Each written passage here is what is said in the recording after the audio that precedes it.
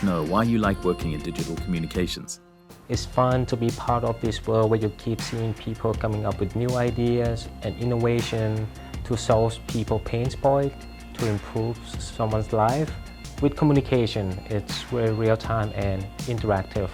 I feel the sun embrace me now. Can never stop the world from turning.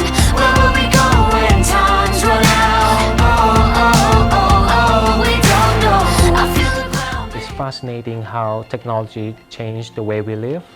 Similar to what we are doing with our farmers. We try to reach farmers in the areas that we couldn't reach. We constantly looking for ways and ideas to help them to achieve a better yield. We also encourage peer-to-peer conversation. It's not only us that has something to say, they have a powerful voice as well. Can you share some challenging moments from work, and how did you overcome them? The most challenging part working with digital is that best practice change all the time. You might think what you are doing today is good, it's decent, and 1 year later, it can be a different story. It's very important that you keep yourself up to date on this fast-moving trend and world. It's time to go to work.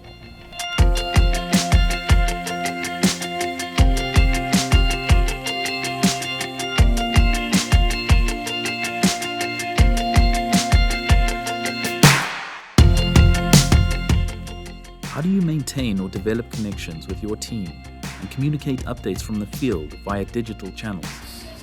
It's a bit harder in 2020 because I don't have a chance to meet anyone in person. But we do have an effective monthly meeting catch-up online. So each country will step in and presenting their reports, analyzing results, give some interesting update. We usually have a fruitful discussion.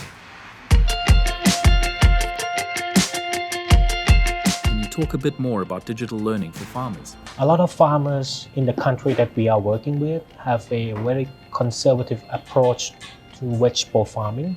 They have done it for a very long time and mostly stick with a traditional way. With our collaboration with an expert from Wageningen University, we have developed more innovative farming models. We really hope that our new farming techniques will reach a lot more farmers through digital media, including young farmers. This is on top of our work on field visit or farmers training, and sometimes we integrate between offline and online to give a full experience.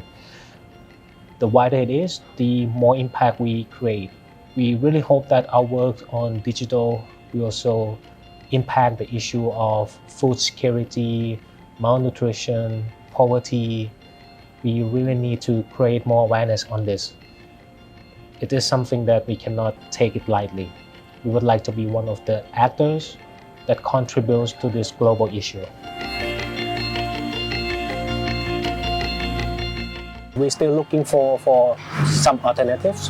Like when you say about literacy level, our technical team also developing a zero-tech guide.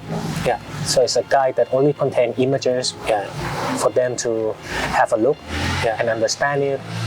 No text needs, stuff like that. And I think in the future we can consider something more about toll-free service that we. But I know we all like smartphone, but the fact that some people really need that kind of there's a danger of getting carried away with the sort of the higher tech side of it.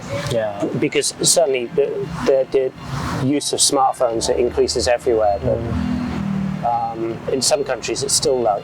And I think, well, especially with the economic impact of COVID, I can only imagine that will slow the whole process down. Yeah. So what we imagined is maybe a 5-year process where the use of smartphones goes up. Maybe it doesn't go up like that, but it just comes gradually up now. Yeah. So looking for all the alternatives for people to use, what do you even call them? The old phones, the dumb phones, radio, crop guides, all these alternative ways of giving information that are equally as important as going for the sort of the higher end social media side. Right. There's no way that we're going to abandon them, but No, we also you can't skip over that. Yeah. but we also prepare for the next step. That's why we are pilot a lot of digital tools and innovation. I think we want to be ready when farmers ready.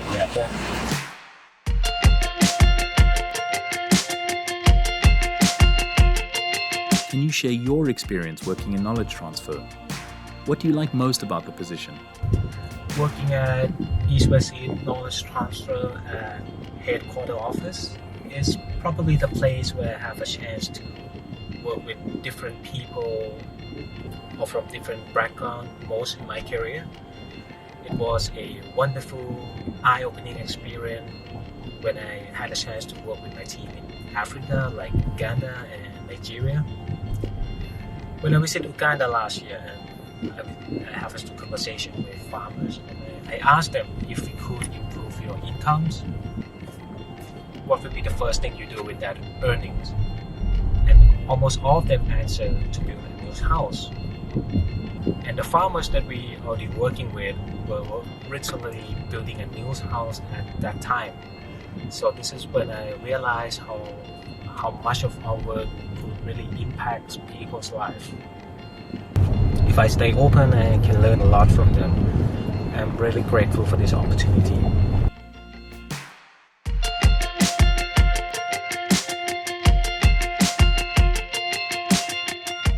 At the beginning, Sprite traveled quite often for work. Did you have any worries about that? สไปร์ทำได้อะไรเงี้ยแล้วก็รู้สึกว่าพวกนั้นเขามีความจริงใจเขาแบบยิ้มต้อนรับอย่างเงี้ยขณะที่รูปใน Facebook เราเห็นบางทีมีทหารถือปืนอยู่เลยอะไรเงี้ยแต่สไปร์เขาก็แบบแฮปปี้ดีก็แสดงว่าเขามีความสุขที่ทำงานกับงานที่เขาทำ 2020 has been a very tough year for all of us. Traveling became more difficult in some countries. Good for us in Thailand. The traveling ban is now lifted with some precaution measure to apply. This is actually my first time this year traveling domestically to Chiang Mai. It is completely different from last year when I travel every month globally to visit farmers, to join a fantastic field day, or to have workshop with my local colleagues. I really miss that kind of interaction in the field.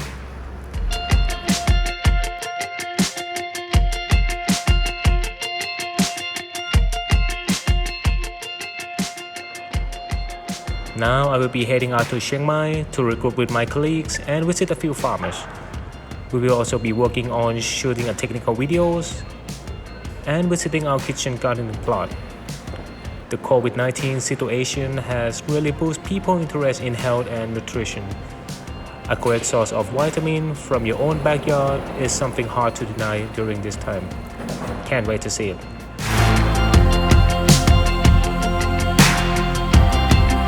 When you have no background in farming, how did you study for this role? My playfield is digital media, and to use it as a tool to benefit and achieve the work of knowledge transfer. But in order to strike that, I still need to learn and understand the core of our work. For example, to improve farmer skill by showcasing a sustainable farming practice. I feel very fortunate to have a chance to work with our knowledgeable technical team. I gradually learn a lot of technical stuff from them.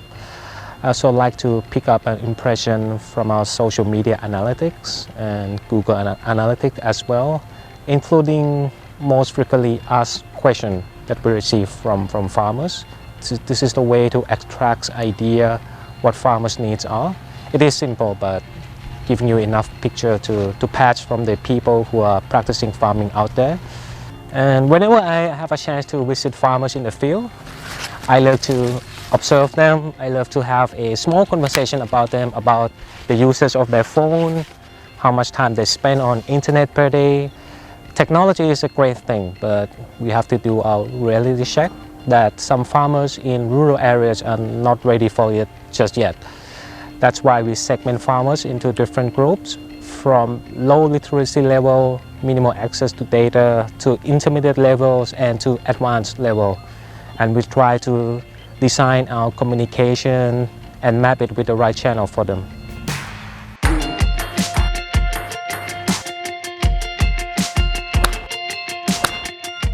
Is this what you usually like to do after work? And what do you like about it? I have always liked sport at a very early age. Sport generally gets me active. It's fun and challenging to be part of the game. I love to watch football, basketball, tennis, golf, especially in the big events. If I have to pick my most favorite sport, it must be golf, because golf is a game of variety and you need to be creative. You have 18 different holes per round to be played, and you cannot play the same way every time. Your strategy and your game plan will really depend on the course condition, such as weather, wind direction, pin location, and much more. You have so many options to carve out your game plan.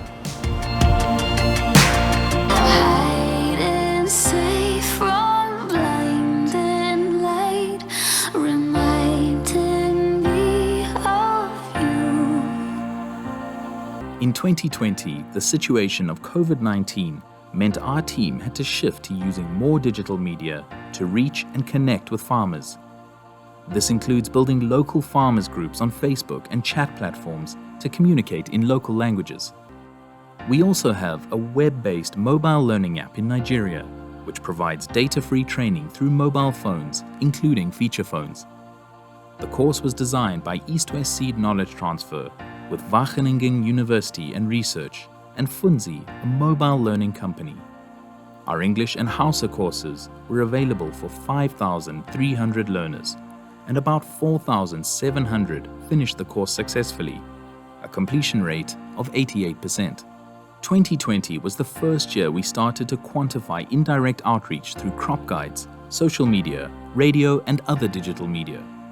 Until we know how to better measure meaningful outreach, we have used a very conservative estimate, assuming that only 5% of outreach through social media and radio is impactful. We will adjust these figures as we learn more. Partner with us.